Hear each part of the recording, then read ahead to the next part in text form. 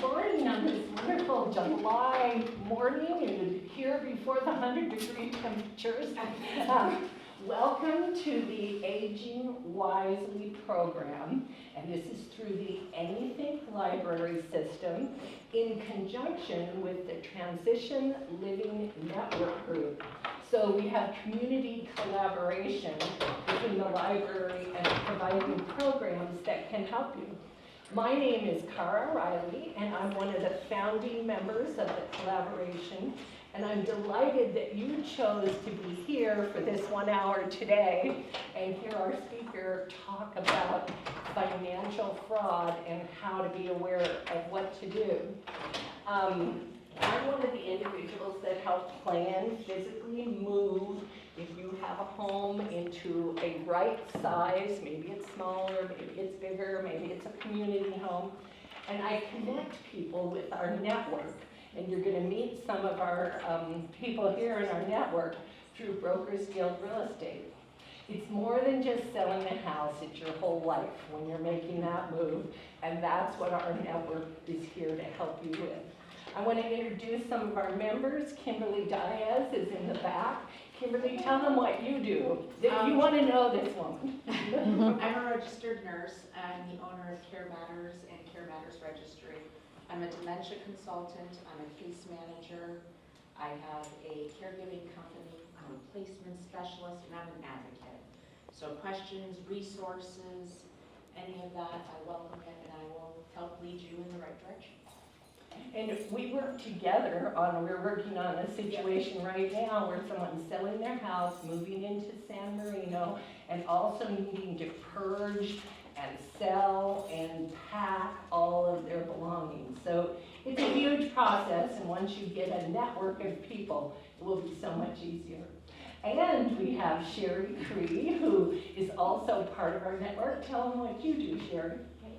I'm Sherry Cree with Ascendant Real Estate. I'm also a real estate broker focused on seniors and the families that supporting the seniors with life transitions.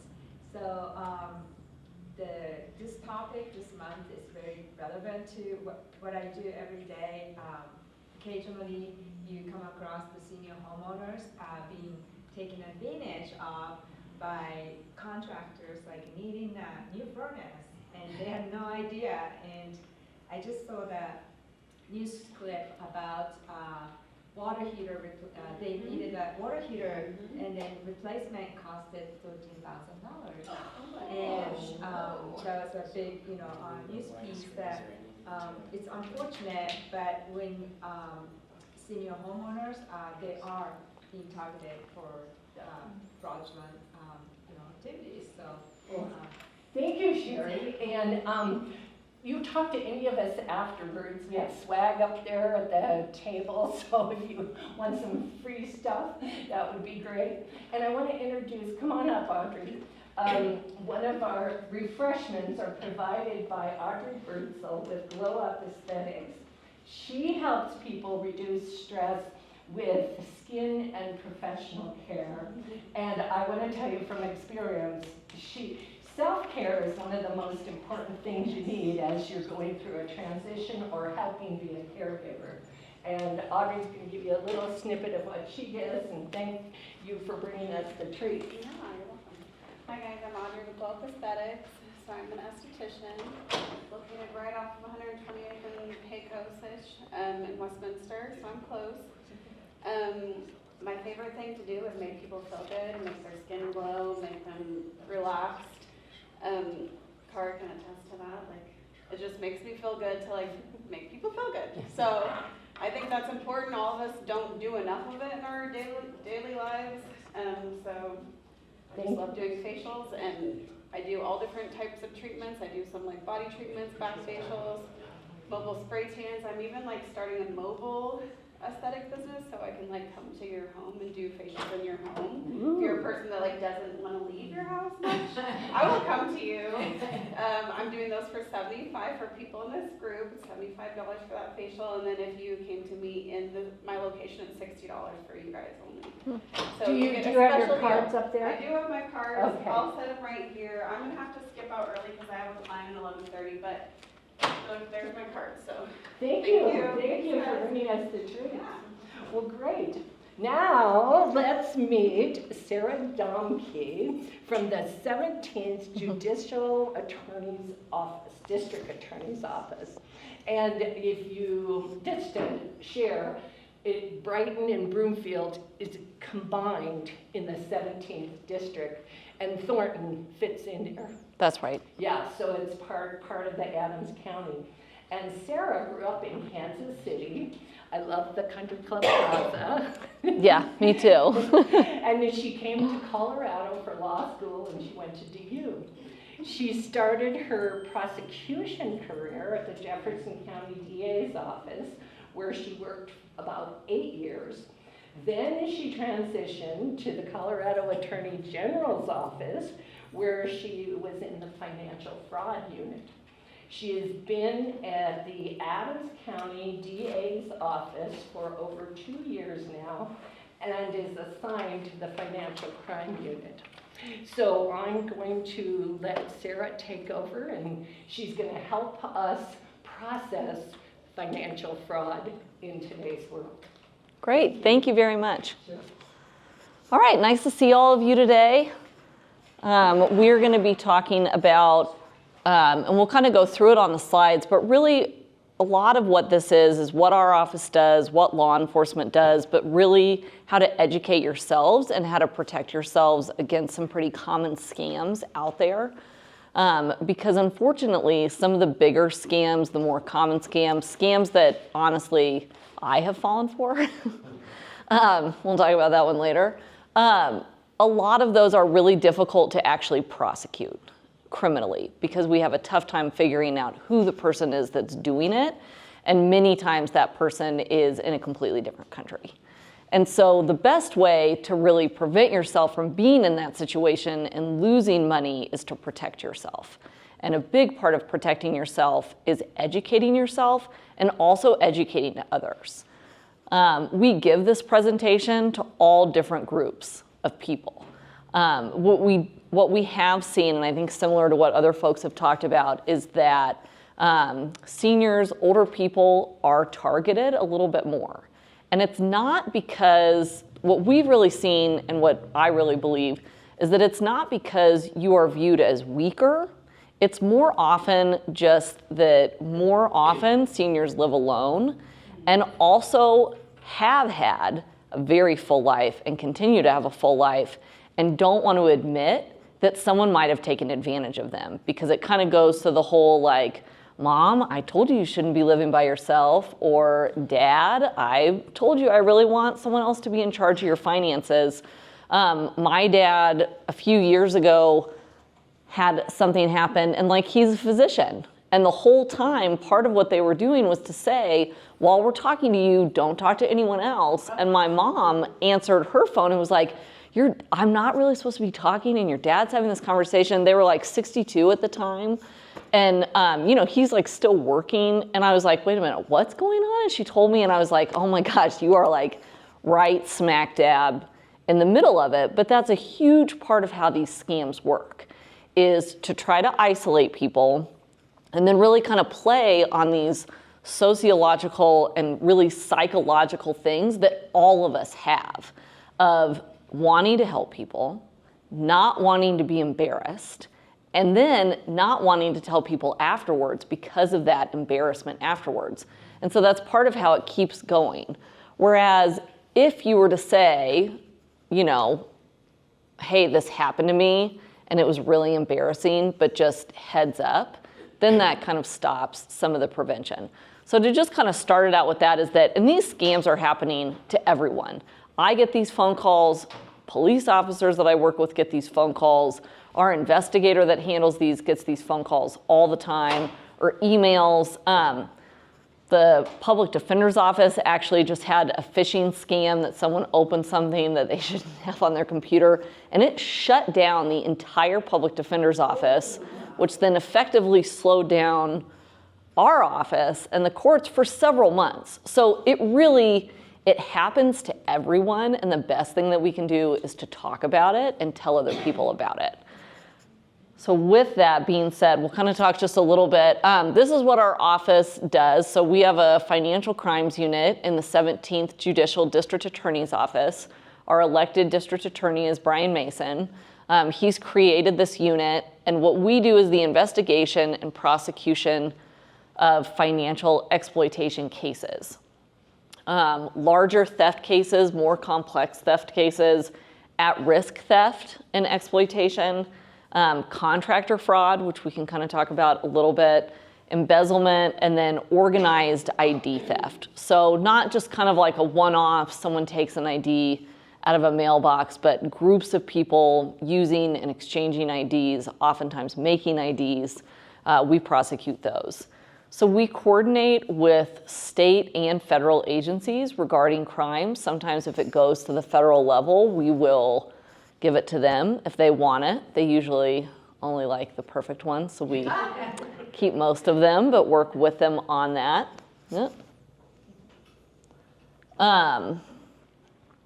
We do trainings on financial crimes.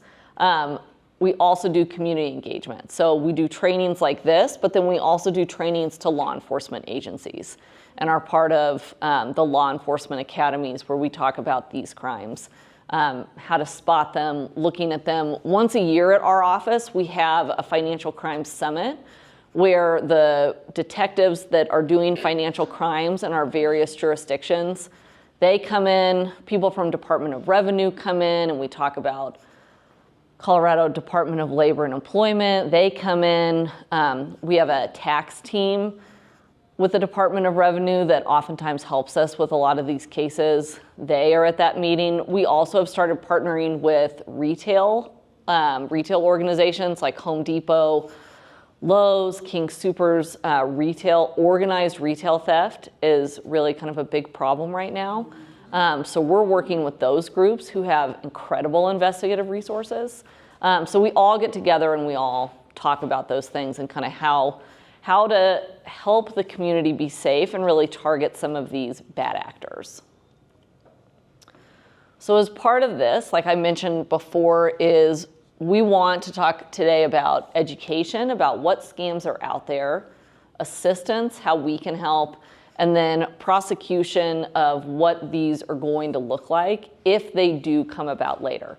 That, as I said before, is really kind of the smallest piece because a lot of what we're talking about today are crimes that are very difficult to prosecute, and so we want to help you prevent yourselves from becoming victims of those crimes.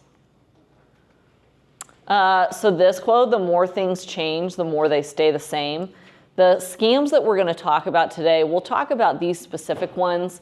We constantly see these evolve. So as people start kind of getting wise to some of these scams, the scammers know that and they'll change them, but they don't really change them a lot. So we see the same themes and the same methods in all of these scams. They might just look a little bit different as time goes on. So just kind of realize that if you're getting maybe the cousin of one of these, it's just the newer, younger, hipper cousin. But it should still have some of the same kind of trademarks to it. Did I see? Yes, ma'am. Will you be sharing your PowerPoint presentation with us? I certainly can. I can email a copy. That'd be great. And what about when your email is found on the dark web? Is that Yeah. a big deal? It's, and like I just realized actually that I was like signing up for a race and using my credit card just now, like on my phone. Things like that, things of the email being out there. I think the fact of the matter is that your email is everywhere. Exactly. Your information is everywhere. People that you don't want to have access to your information have access to it. And so what we're going to talk about today is what happens when basically like the rubber meets the road, or the phone call comes in, or something comes into your email that's then trying to open that up. Because they can have the information, and certainly things like social security numbers, bank information, we do see that, but what we see more often than not is kind of the doors open just a little bit from your information, and then because of what the scammers do, you are unfortunately the one opening the door and letting them in. Or oftentimes, someone says, and there's like a new movie about it, which I really want to see. It's called Thelma. And I'm kind of biased. A friend of mine from college, her husband is like the detective in it. So I like want to watch it for that also. But it's basically like what happens in that is that then once the door is opened, then people will start asking for money, and you've already gone this far down that path. And so you're like, okay, I guess I'm going to keep doing it. And that's part of that sociology, the psychology of it, where we just, as human beings, we just go down those roads. So we are going to talk a little bit more about that. Also, just like basic things that you probably already know, we're going to talk about later about, be careful with your mail, be careful with your paper documents, be careful who you're giving your information to, all of those things that we can do on the prevention side. In addition to this PowerPoint, and we'll talk about it as we talk about some of the things later, there are flyers in the back. Those flyers also just kind of go through the nitty-gritties of what's in the PowerPoint on one side, how to protect yourself, and then also contact information. So all of the Adams County District Attorney law enforcement non-emergency numbers are on here, as well as our number, our website, the AG's office, and the FTC, which are great resources. So first, computer scams. And so these are some of the most common computer scams that we're still seeing all the time. The relationship scam, so like the Nigerian prince or some folks like that. Sometimes, the nationalities can change, but like we kind of said before, the underlying part of it stays the same. So scammers target people through dating apps. They're just awful. Online prayer groups, book groups, online games, even something like Words with Friends, or other groups that people are turning to for company and community. Eventually, they will start asking for money, items, personal information, or when you're likely to not be home, or if you're going to be home alone. Vacations, trips, out of town, things like that. Or if someone that lives with you, if they're going to be out of town. Just kind of anything like that, kind of have a heads up on that. We've also seen some of these start as those, and I don't know how many times a week I get them, I should probably count. Like the random text message that's like, I got one that was actually like a little more intense 2 weeks ago that was like, I'm at the airport, where are you? From like a phone number that I didn't recognize. And I was like, oh my gosh, what? And then I was like, no, the best thing on those is just don't answer them at all. Don't answer them, because as soon as you start, they're like, oh, sorry, I thought this was someone else. But while we're talking, or maybe like 20 text messages later, like, hey, but I really do need some help. Do you think you could give me some money? Or do you think that you could pay for an Uber for me? Or, do you think we could start talking about, Bitcoin? Things like that. And it seems like when you hear it, you're like, yeah, duh, obviously I would never do that. But as people, once we start talking and once we start doing that, it's really hard to say no. And I'm the same way. I think I was at like a baseball game one time and gave $150 to someone because they said they needed a cab ride. And I was like, oh, I feel so nice. I feel so much like a person from Kansas City who's just nice to everybody all the time. And then I was like, there's no way that person was using $150 for a cab ride. And I was a prosecutor at the time. Like, it just, this is just kind of how we are. And these scammers, unfortunately, they know that. They have, I think, I did one of these with a detective from the Thornton Police Department. And it's not so much like a paper list, but there are just numbers. And people are just running through numbers all day long. And if they get a little bite, they'll stick to that one. And if not, they're just running through and just kind of seeing what they can get. A new one that I'm seeing too is you have a package that we can't deliver to you. Yes, that's the one that I fell for. Oh, you did? Because it was during the holidays, and I have 2 little kids, and then a host of like nieces and nephews and in-laws, and trying to figure everything out. And like, there was a crazy work thing that day, and I got the message, and I was like, oh my God, of course. And I did it. Put my credit card information in there. It was so bad. It was so bad. That's what they want, your credit And I've literally, Make us feel better. I mean, I did it. It was in that moment, and then the worst part about the whole thing was that I had to call my husband, who's an accountant, and be like, I think I just fell for something. And he was like, yeah, we already have like a $500 charge for like some like weightlifting thing, like on our credit card. And he was like, honestly, it's fine. I canceled the credit card and it's fine. It's not a big deal. He was like, but don't you do this? Like, don't you like give presentations on this? And I was like, yeah, I do. Sure do. I absolutely do. And that's where it is. It's not, and it, yeah, that's part of it. And so hopefully me sharing that story with you, yeah. Yes, ma'am. The text message about that says it's from the U.S. Post Office? Yes. And that the U.S. Post Office wishes you a whatever, happy day, great day, whatever. It's Yeah. like, no, the U.S. Post Office. No, they don't care about your day. An external employee, not a postal employee, but an external employee, we would never send out messages going, have a great day. Right. Yeah. No, exactly. You know, something that Mhm. I've been getting some, but if they're people with strong accents, Yes. that's kind of a Yes. flyer for me. Yes, very much so. And we'll kind of talk about it. I think we have it on here as well.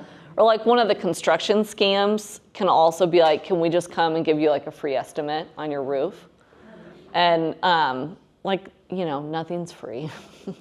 Nothing's free in this world. And, you know, best case scenario of that, they're going to ask for money. Worst case, they're casing your house and seeing who else lives there and where entrances are and kind of nasty stuff like that. So the best answer is no thanks. Yes, ma'am. I had one a few months ago. I was having my bathroom remodeled, and this was an in-person one. Yeah. But I have a jacuzzi tub that needed a new motor, and so I went on next door, and somebody said, "I can fix that for you," and he did, and I gave him a check for the new motor, and he came back and replaced it, but the buttons didn't work, and so needed another, $119 to get that button and come back and fix it, except he never came back. Yeah.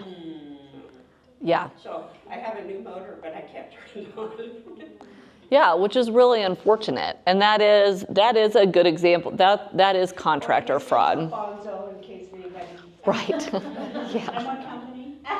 His own. Oh. Yeah, and those are really tough. We see a lot of those. We see a lot of contractor fraud. And that's for anyone and everyone. It's not one particular group. Yes, ma'am. When you, I just recently filed a police claim on a claim on a Home Depot card.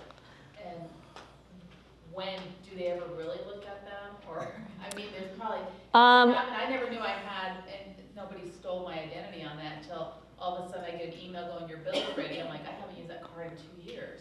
And Right. I had possession of it, so I didn't lose it, but they charged like $6,000. So I think it was an inside, it was all the same store. Okay. They were kind enough to do interest-free, but, Home Depot, between Home Depot and I, or the credit card company, they removed it because they knew it was fraud, but then I filed a police report with the Thornton Police Department. Oh, okay. And all I've heard is, yes, we got your report, that was like 2 months ago.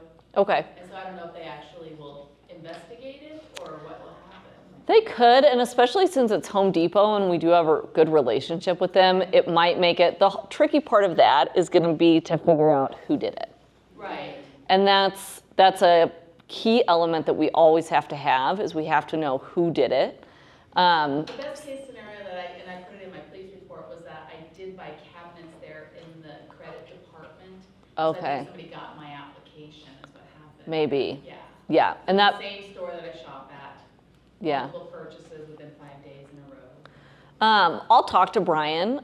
Brian Bennett at Thornton is pretty good. He and then another detective work there. Kind of as part of that, so we have the statute of limitations on most felonies is 3 years. So it could take 3 years. It could kind of be dead ends. My guess is that they are probably taking a look at it along with other active investigations that they have as I well. was curious because I haven't heard anything yet. But yeah, I can talk to Brian. I'll see him pretty I mean, soon. the credit card company zeroed it out and everything, and they can work with the police department, but it's like, Yeah. someone still needs to be responsible. Yeah, I agree. And it's that tricky part of figuring out who is that someone. Okay, thank you. But no, thank you. So kind of back to the computer stuff, you have the phishing scams. You get an email that you want to prize. You just need to respond back, verify name, social security number, date of birth, bank account, password, all your very personal information. A lot of what we're seeing now are like click here for prescriptions, clothings, iPhones, and then you go to a bad website if you click on it. Or a lot that we've seen, I don't know if you all have seen this, is that you get an email from Amazon saying, like, confirm your purchase or confirm that you purchased this massive amount of stuff, or click to deny that you purchased it. And although it's very tempting to do that, do not do that. Don't click on that. Just go to your Amazon account separately, open that up in a different browser, and check what your actual orders are. So don't click on that. It can either take you to a different website or it can open up your computer to someone being able to access it. What about like my Citibank card? I get notices all the time when something was charged without your card, and they're legitimate. Mm-hmm. But it's the same thing that comes on there, and I have said, no, I didn't make that purchase, and they're quick. So Yeah. it's coming in on the same number they always text me on. Yep, and that's fine. But if the number's a little bit different, or a lot of times, like I think even on the USPS one that I fell for, the email looks a little different, or the numbers look a little bit different, or they might spell it like CITYBANK instead of like the way it's supposed to be spelled. If it looks different at all, then I would not click on it. What I would do is that kind of same with the Amazon, separately, without using any of the phone numbers or information on that email, go to your Citibank account and call the Citibank account number. But don't call or hit any links. That's the one that like my dad fell for, is that something came in, it said click this link and then call this number, and he was talking to someone, and it can seem very professional up to the point where it's not. Up to the point where it's like, show up at, a Home Depot with a bunch of like Visa gift cards in the parking lot. And then by that point you're like, whoa, wait a minute. But by that point they also may have a lot of that very sensitive information. So if it ever seems suspicious to you, go away from that email and go to the source. Go directly to the source where you have your records, you have phone numbers, you have things that you trust and that have worked in the past, and use those and say, I got this, it's weird. And maybe they'll just say like, yeah, we started sending it from a different phone number, sorry about that. But yeah, don't do anything from the suspicious page. Yes? I got it. One of the things they have going right now is that it's confirming your purchase. Like you've purchased something and here's a link. If you have a problem, click this link. Because you're like, well, I didn't buy that. And of course you might be tempted to click the link. Yeah. I've had like 5 or 10 of them. Yep. Yeah. And again, it's really playing on these natural parts of who we are as humans. And it's big money, $5.99, $800. It is. And you're like, holy moly, I didn't buy that. And you just are so tempted to click. It is, yeah. I just wanted to share, my mom just went through the process of selling her house after 45 years, and they were working with the mortgage and so forth. And she knew that they had to have the money to them by a certain date. Well, she gets this email from the loan company that they need this expedited, and they need it immediately. Yeah. Well, my mom is not computer savvy, and in this case, I was very grateful, because then she picked up the phone to the mortgage company and said, what the hell? Yeah. You gave us until, they're like, that is not this. But she was all ready to give them $350,000 because it was a mortgage company. Yeah. And it's, I yeah, got a yes, call ma'am. from Adams County Sheriff's that they were gonna issue a warrant for my arrest. Yep. That's same And, problem. Yeah, I have I gotten, did. Well, it was a voicemail, because I don't answer calls that I don't know the number. And So I called the Adams Parish Sheriff's, and guess what? They didn't do that, and they don't call you ahead of time. Right. And tell you about a warrant for your arrest. So if anybody Yeah. threatens you with a warrant, they don't do that. They Yeah. just come get you.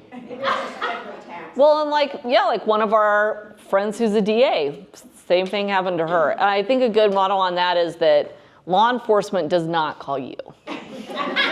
You call us. We don't call you. You call us. Kind of on the same part of the same method, like the account takeover scam. It's a scary email or text message. This is actually the one that my dad had. That your bank account, your email account, your internet provider account, and a lot of times, like in my dad's thing, it was like someone has spent like $5,000 on porn. And so it's like this kind of mortifying thing. And so it doubles down on that embarrassment component of like, whoa, I certainly wouldn't want someone to think I had spent $5,000 on porn or something like that. And so it just kind of enhances that. And what's underlying all of these, and what we'll kind of keep talking about, some of these hallmarks. So like here's one, like you guys have seen this one. This is the tech support scam. Of like your computer might be at risk. This is super scary. Basically, like your computer's gonna explode if you don't click on this button. They say that you have a virus or an error. You have to call the number on the screen or you're gonna lose all your data, and then allow them access or remote in. And then, yeah, once they're in your computer, they can look at anything and everything Now, I got that. and add things. I couldn't get out of it, so I just shut my computer off. Yeah, and I think that's fine. Yeah. I couldn't do anything. So I had to do a hard shutdown. Yeah, yes, ma'am. Very good. Have you heard about this, it's been a few months, but what's still going on? They have this, like at gas stations, they have something, they insert your card. Yes. And all the cards that have been put in for a certain period of time, they take the information off of them. Yep. It's still, Yeah, that is still going on. There's a couple kind of rings that do that. And like we have one that we're prosecuting. It's honestly going to be kind of hard to prosecute because for whatever, anyway, our awesome video surveillance at that place skips at the moment that the person's swiped. But that is true. The word on the street, what I have heard from our detectives and our investigator, is that the King Soopers ones are pretty good. But yeah, like my husband's card, something happened at the usual like gas station that he goes to. We thought it was from this kind of like rinky-dink RV park that we stayed at. And that's where people got our information, but it was actually from, I found out that the gas station that we usually use had been one of those. That is definitely happening. Sam's anymore, so hopefully they're safe. Yeah, and I think the tap ones are supposed to be better than the slide, and then King Soopers is supposedly pretty good. They keep a pretty good eye on what's going on, but yeah, those Some are, of them put that tape on it too. To Yep. tell that. yeah, and that's really helpful as well. And with a tap, you can't get cash back. Right, So you Yep. need to think that before you actually do it. So I got one several times over a short period from PNC Bank Alert, Fraud Alert, and blah, blah, blah. And would I just send them the 3,000 so that they could put it back in my account? Yeah. And they'll help me open the telephone app that I need in order to get it to them. So kind. right. First one, I said, F you, and hung up, and he sent me a threatening message. Yeah, that is, we've seen more, She probably doesn't even have an account at PNC Bank. right. Well, I get ones from, I don't have an account there. Oh, no, they had information. So Yeah. I went through the whole spiel with them, but when it came to sending them money, I'm like, Yeah, and then they get we've seen kind of people getting more aggressive on the phone. Because again, they have a long list of numbers. They might have a quota that they need to meet, or who knows kind of what's going on in those situations. And so they will get very upset because then now they've got to use that time on someone else, which again, that's another component of like, we don't want to be embarrassed. We don't want to be mean to someone. We don't want to let someone down. And then we really don't like being yelled at by someone. And so it's just kind of another way to try to get money. But yeah, we've seen that a lot. And that's part of a lot of these like phone scams. Yes, I think I saw a hand. Going back to the emails, Mm-hmm. I only open my emails online. I don't use my phone. And the reason being, I don't know how many know this, if you hover with your cursor over that email, it will tell you who actually sent it. And Yeah. so if you don't recognize it, if it's not saved, say, Comcast, if I hover over it and it has a whole different thing, it's not coming from Comcast. Don't open those. Yeah, it's also nice. I feel like on the computer, it's a little easier to see than on the phone.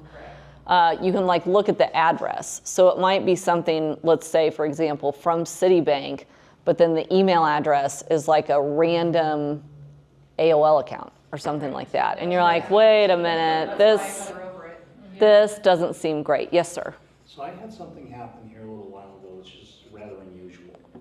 I got a text message from Xfinity, and it's from the same number that they text me every month. Payment has been made. So someone spoofed that number, and what they said was, higher Wi-Fi speeds available in your area. When can we schedule someone to come and install? I didn't do anything with it. I went to the Xfinity store, and they looked it up, and they said, no, there's nothing like that out there. So with this, I'm actually giving someone access to my house, if I had responded. Yeah, which is scary. And that's a good thing to know. On the other DA who got the call from the Jefferson County Sheriff's Office, while she was like talking to them on the phone, she like looked up on her phone, like the phone number for the Jeffco Sheriff's Office, and same thing. It was the main line to the Jeffco Sheriff's Office, and they spoofed it. It's really easy to spoof phone numbers. Yes. While we're on phone scams, I had one last week where it was a young girl like crying, come and get me, come and get me. Is that, other people have had that? Yeah, so that's kind of that's kind of like the Thelma. Yeah, like the Thelma scam. My daughter is like 40, I'm like, that's not her. Yeah. My grandbaby is like a month and a half. So, and then, but it was like. But you feel bad, right? You're like, oh, this person's. Number back, it's on my cell phone, right? And they go, is this Carla? Well, my name's Cara. So I said, Right. no, I'm not Carla. Well, this is the number she said to call. And then this person started getting all angry at me. Well, you better come and get her. And I'm like, where? And who? Right. So that's a thing. It is a thing, yep. So that's the kind of the gift card phone scam, is that it could be a grandchild in jail or a foreign country. It could be a warrant, warrant out for your arrest, a person saying I was in an accident. Won't take a credit card or check, but buy gift cards. They need it right now. That's a big part of the hallmark if you're kind of starting to see some of these themes. It's like there's an urgency to it, there's a danger to it, there's something that makes us kind of feel like, oh my gosh, I need to do this right now. But yeah, those are a lot of the common, like the gift cards ones over the phone, the social security ones. So someone with a DC area code says your social security number was used in a crime. You're gonna be arrested if you don't send money to fix it, and then refer you to a website. Like we talked about before, the wrong number texts start with something innocuous, start a conversation, and then it kind of just goes from there. Same thing on warranty expirations, insurance policies, loans, cold calls, all of those things. Like I feel like I get at least 5 or 6 of the cold calls a day. And part of, like, I'll answer them sometimes just because I have 2 little kids, and like now one of them's in summer camp, and I don't know, like maybe someone's calling to say that I need to go pick her up or something like that, which I probably don't even need to do that. I can just, and my brother, who's not even a lawyer, was like, yeah, scammers don't leave voice messages. That's right. If they don't leave a And if they do, you can see what they're saying and be like, this is absurd. Like, this is absurd.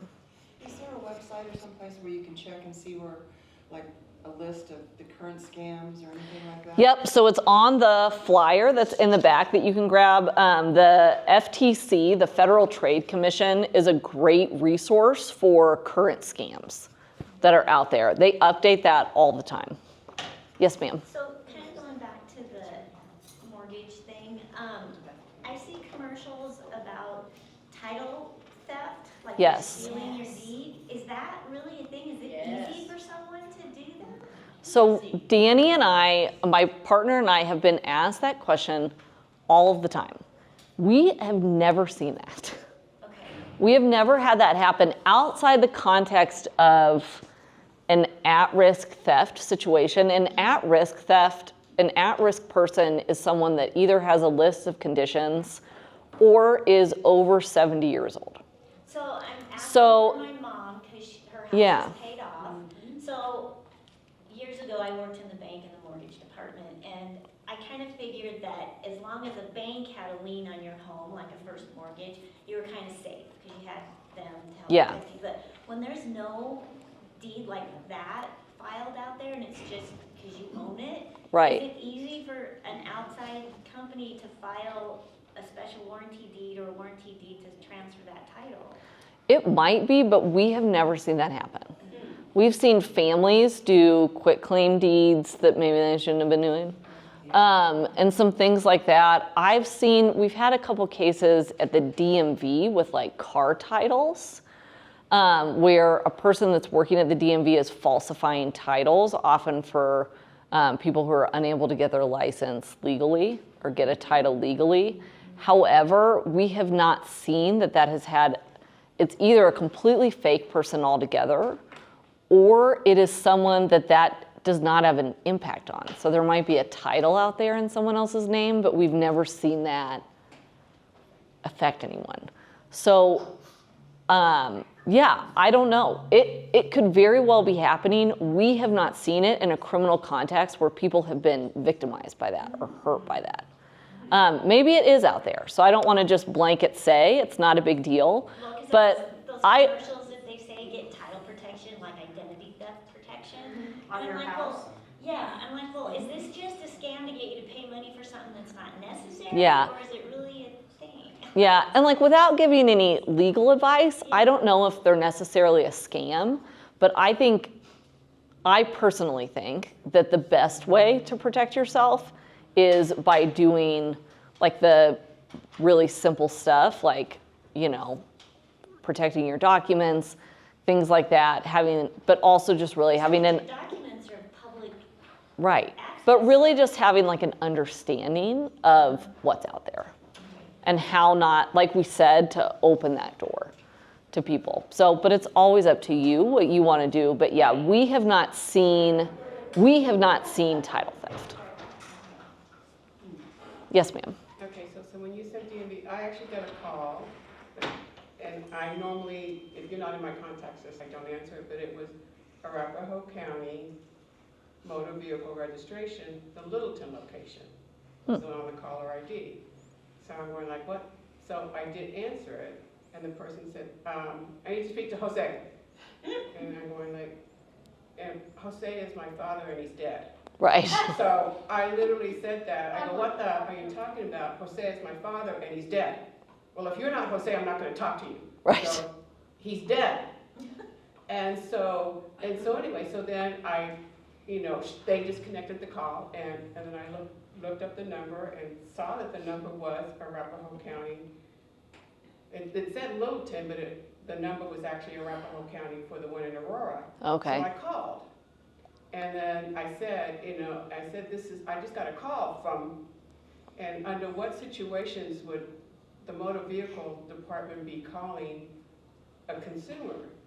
And so anyway, so they said they were going to escalate it she was going to escalate it to her boss, and then Okay. this will be above that, and we'll call you back. We're going to investigate it, I'll call you back. Of course, I never got a call back. Right. Now, I called the actual department, Right. and spoke to people, and they said, what I don't understand is that if their number has been spoofed and scammers are now doing that, why wasn't it not reported and put out there on the news saying Arapahoe County motor vehicle's been scammed and we don't call you?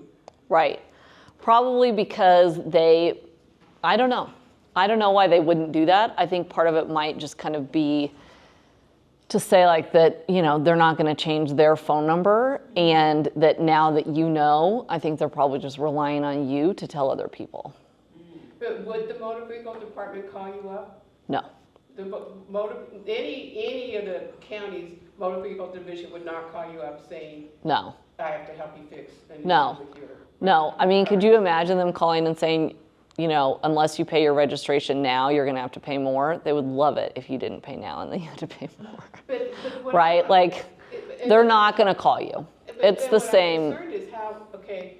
Oh, sorry. My I forgot dad this died moves. in 2014. So his identity's been stolen and he's been dead since 2014, and my identity's been stolen that connects me, you know, I mean, how did they have my phone number, my identity, and my father's name? Did he have Yeah. his father's last name?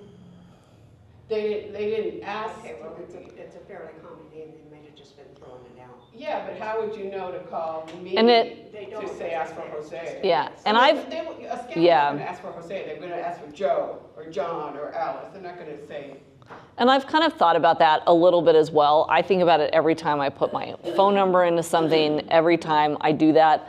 The way that I understand it is that I think there's a difference between like ID theft. So the way that we define that is that you are using someone's personal information to make a financial transaction, essentially. I think there's a difference between someone stole my identity and my personal information is out there. And people are running through a list of available numbers with a name attached to it. And just basically, so there's like the PH phishing, which is the computer, but really just phishing. They're really just going through and seeing if they get a bite and seeing if they can find someone. So it may not necessarily be that your identity's been stolen, it's just that your personal information is available. Personal information being a phone number connected maybe with a name. so now do I need to contact Arapahoe County District Attorney and say, why didn't the motor vehicle department report this to you? And isn't there follow-up on it? They won't report it. Okay. And I mean, when we, like even the Adams County one, the fact that Adams County's phone number got spoofed, there's not a lot that we can do about it, and they're not going to change their phone number. No, it's really, and that's where it's so important that you educate yourself and others that like there are spoofed numbers out there. But even trying to figure out who spoofed that number is practically impossible. Well, and the other thing is if they're overseas, you can't do anything anyway, right? Right. I mean, Yeah, most I of mean, these places I don't think are coming necessarily from the US. we are not going to extradite someone Okay. for that. Yeah. And that's the hard thing, because so many companies have outsourced all Yeah. of their, you know, telemarketing or whatever. It's like you can never tell if it's really a real company or not. But Right. I was gonna ask a question, and you may be going to go through this, but what about cloning people's phones? Yeah, I mean the same thing. It's the same as like spoofing a number, is cloning a phone number, getting a number that you... Cloning, like getting your phone next to somebody's and taking all your information off of it. We have not seen a lot of that. I don't know that that level of sophistication has reached That's kind of TV stuff. where we're at. But it, you know, I think anything like that is possible, which is kind of unfortunate to say, that it's practically impossible to find someone who did it, but yet anything I think kind of is possible on this. But it's still going to have, what they do with that information then is that they do still have to talk to you. They do still have to do that. There are still those checks, and that's where your prevention and your kind of like, I'm going to stop this right here, that's where that comes in. Yes, sir. What about like credit card theft the same way with scanners and readers and stuff like that? I mean, I know they make RFID wallets and stuff to prevent that. But if that were to happen to you, wouldn't the credit cards cover that under their fraud protection, which is sad, but reality? It's my understanding that they usually do.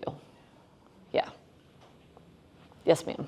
On what he was saying, I I don't know how many women carry purses, but my purse, and I'm gonna put a sale out there, it's not me personally, Travel-On has RIFD blocking within your bag. Oh, that's nice. So I don't have to worry about someone coming by and going with their phone and taking my information. So if you haven't heard of Travel-On, please look it up, get it. They also make wallets, so if you just want a wallet. Talking about some other ones, some other popular scams. So if someone does get that information, you'll get a request. If you have like Venmo, Cash App, PayPal, Zelle, you suddenly get $100. And the sender says, oh, whoops, that's an accident. Can you send me that $100 back? And then you find out that it was from a stolen debit card, and now you're out $100. Or sometimes more. We've seen them for more. So just kind of be aware of that. Same kind of thing. We can provide this service to you for this amount of money. That is most likely bogus. You get a letter demanding payment for something you never heard of. A lot of times there's fake bills threatening collections. Again, legitimate creditors will be able to produce proof that the debt exists in the first place. And then cryptocurrency, scammers demanding that you pay them in crypto, or that they'll promise to make you lots of money with little risk, may steer you to a website that looks legitimate. All of those things are really trust your gut, kind of take a deep breath, pause for a minute before going any further on those. Pause and then confirm with information that you actually know. Do you have anything to help? Like, I have an 84-year-old uncle that, had you asked me this, I would have told you was a very smart guy. He's been scammed and catfished several times now by the Nigerian princess. Yeah. Yep. Who wants to have him have a place in his house that she can send this shipment of gold. Yeah. Okay. Yeah. Is there anything we can do to help these people stop being victims, or anything that we can send them to read, or websites to go to? Or are they just so lonely it doesn't matter and they're just going to do it anyway? I mean, I think inevitably at the end of the day, you can lead a horse to water and give them all the information in the world, but they're going to choose what to do with their money. However, that being said, any of this information, I'm happy to, I actually did print off a copy of the PowerPoint, and I can leave it here and more copies can be made. Again, like the flyer that we have, but we had a person, again, this was from Detective Bennett with Thornton, is that he was just like, you can't send this person any more money. Like, you've got to stop. And she was like, but they're my friend and I want to, and I'm going to. And it just, I mean, sometimes it's really unfortunate. I mean, it's kind of like people, being in an in-person relationship with someone you don't want them to be in a relationship with. But it is really tough. And I think that's the hard part of it, is that even with information, it ultimately is up to the person to make that decision. So these are some of the marketing contractor schemes. Yes, ma'am. Marketing contractor schemes, for those people that live in an HOA situation, I live in an HOA here in Thornton, is we're getting, businesses showing up and banging on people's doors saying, the HOA has sent us to do this. Now give us access to your house to do this. And we've had to send out a mass, email blast immediately going like, right. No, this is nothing to do. No, we're not sending out a contractor to your house to get this done. Our HOA does not. Yeah, and again. So, but it's, so if you live in an HOA and they claim your HOA has told me to come and bang on your door, reach out to your HOA management company, because it's not.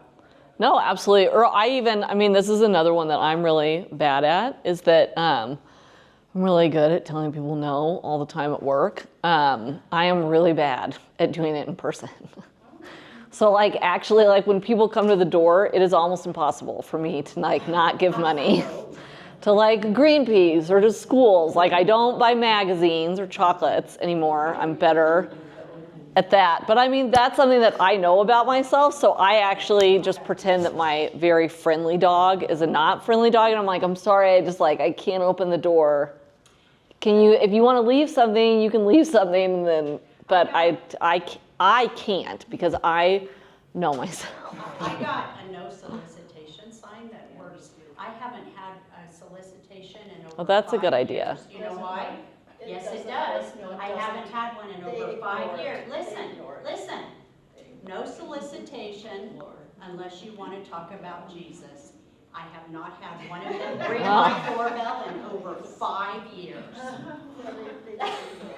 In defense to door knocking, though, I'm a realtor who door knocks. Right. Don't kill the freaking messenger. No, We no. didn't talk about Jesus. I will, and I'm not soliciting, I'm offering a service, I'm not selling you anything. I'm trying to tell you about an open house, giving you an invitation somewhere, so. And now, my husband's not allowed to open the door because he's you. Yeah.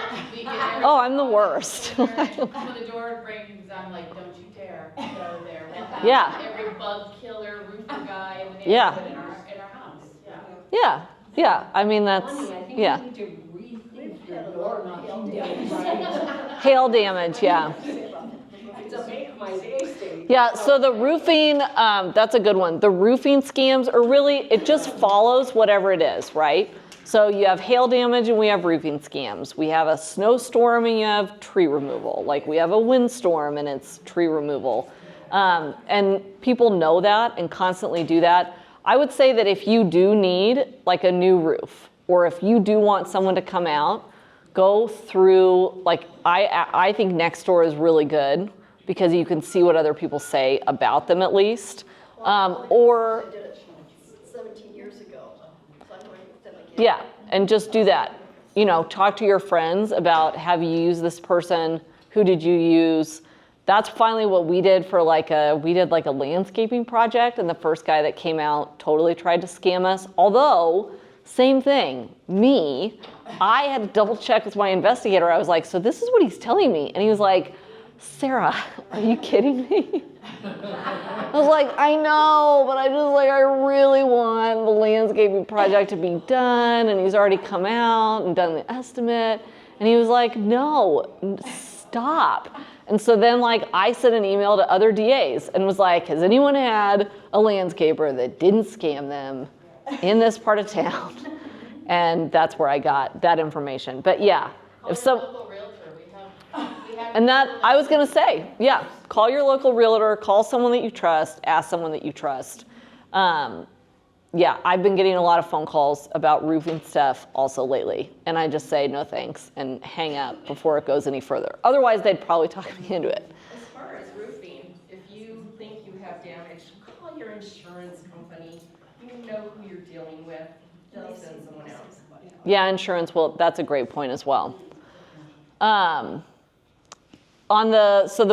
What we were seeing for a little bit was that some of the roofing things is that people would come out, or they'd say, I'll give you a free estimate.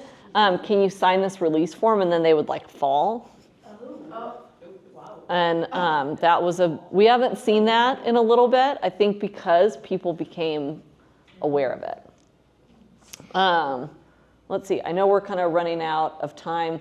So this is kind of something that we've kind of seen. I want to hit this part. This will be kind of the last thing. Is that okay to go? Sure. Okay. Anybody who needs to leave, go ahead.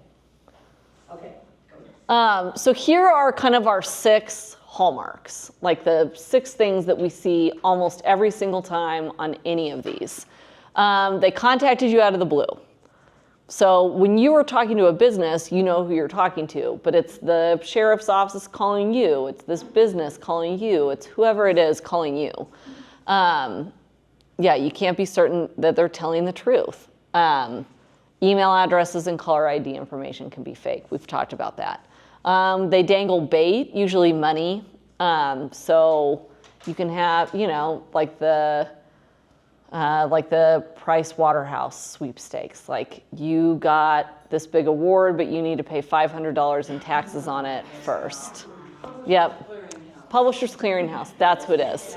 Price Waterhouse is an accounting firm. I don't know why I said that. The guy's name that was going to send it to me was Tom Sawyer. And his supervisor was Red Reddington. Yeah, there you go. There you go. So yeah, it's a big prize. It's an easy loan. Everything costs money. They want your personal information. So bank account, social security number, be on alert. Don't give it away quickly or easily, especially to someone you don't know, because then that person could be using that. You have to pay them first. That's a really big one. So again, that's the Publishers Clearinghouse, or we will fix this fraud for you, but you need to pay us money first. You have to wire money, send gift cards, use cryptocurrency, or send money via a payment app. That is a huge, huge, huge red flag. They play on your emotions by making things very scary and very urgent. So they know that scared people can be pressured into doing things that they would not normally do. A legitimate business, legitimate government agency is not going to pressure you and will not be upset if you say, I need to check into this with my friend. I'll call you back in a few hours. Even just saying, I'm going to need to call you back, I think a lot of times is enough. So that's kind of, this is how you can stop it if you find yourself, not really if, when do you find yourself in the middle of this?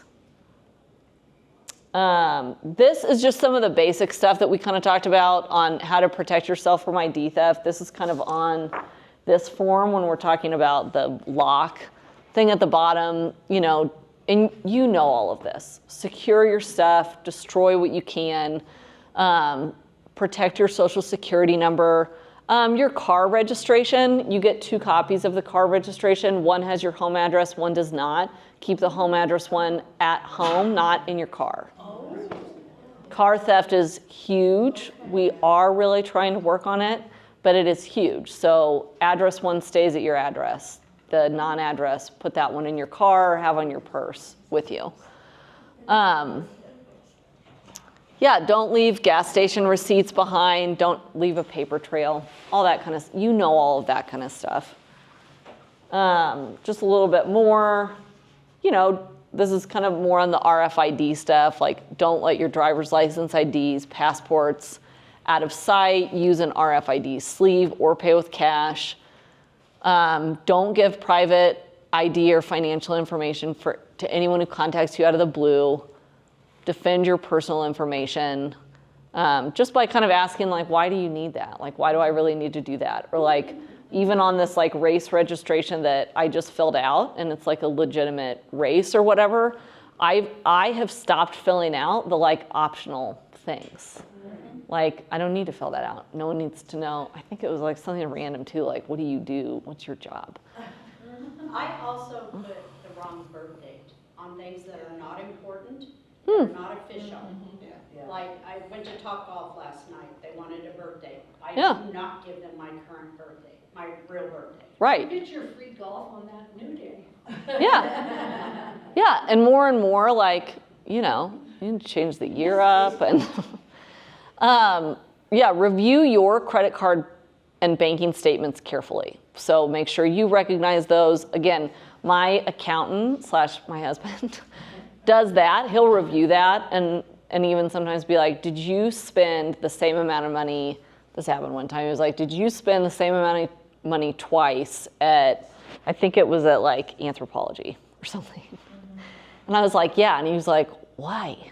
What? And I was like, yeah, I bought one pair of earrings and then realized that I really wanted the necklace. And so yeah, an hour later I went back and bought the necklace. And he was like, you're insane. But yeah, even just like little things like that. It's just like, it's good to double check those things. Yes, ma'am. A lot of organizations now want to switch to online statements Mm-hmm. and sending them through the mail. Yeah. Do you have thoughts on that? I think that as long as you know, as long as you do that double check on the email, even something like that should not be asking you to fix this, give us money, or to fix this, click on this link. There probably will be a link on there for like support or something like that if you ever wanted to do that. But I think as long as you can verify it through like really making sure that you know who it comes from. And if you do feel suspicious of it, go back to one of your paper statements or go back to something that you trust that number on, go to the main web page separately and find the contact number and say, I want to talk to someone. And do you think it's better to get an online statement than having it come through the mail, or does it I think it's really probably like 6 in one, half dozen in the other. I think both are susceptible and both need to be protected. And then again, it's really what happens when someone gets that information, how you respond to that. Yes, sir. I would encourage people to open their mail and see what's in there. I'm in the mortgage business. I've had 3 clients have foreclosures started because they didn't open their mail. Oh. And I've lost count of how many other stories I've had of people having bad outcomes because they simply did not open mail. They tossed things away without opening it and seeing what was in it. Yeah, or like, There's legitimate stuff that comes through, and if you don't respond to those legal notices, yeah. No, and that is. I think that's really good. Also, sometimes when you open it, I don't think they do it as much anymore where credit cards send an actual credit card. But if you don't open that and cut that credit card up, someone else could pick it up and use it in your name. Yes, ma'am. I just have a question. Is there a place that you can routinely go to shred stuff? I know there's shred fairs and stuff, but is there a place that you can consistently? Office Depot. They'll do it all for you. Cool. They used to. Well, you have to pay. Yeah. Or And you- wait yes. for the shred event that happens every year with 9 News. Yeah. Or Crime Stoppers. Yeah. They both have that. Yeah, I think our senior fair had a shredder. I know Jefferson County's safety fair, which is usually in the summer, always has like a big like Iron Mountain shred. Yes. You have big shred? yeah. All right, we've talked about all this stuff, so I'm not gonna go over it. Like a lot of this on stopping a scam is to just pause. Just pause, check your gut, and if it doesn't feel right, it probably isn't right, and double check it through a reliable source. Nothing that came in on that phone call or on that text message or on that thing. Go, open a different browser up, go to Google, type in Citibank, go to the number that's on there.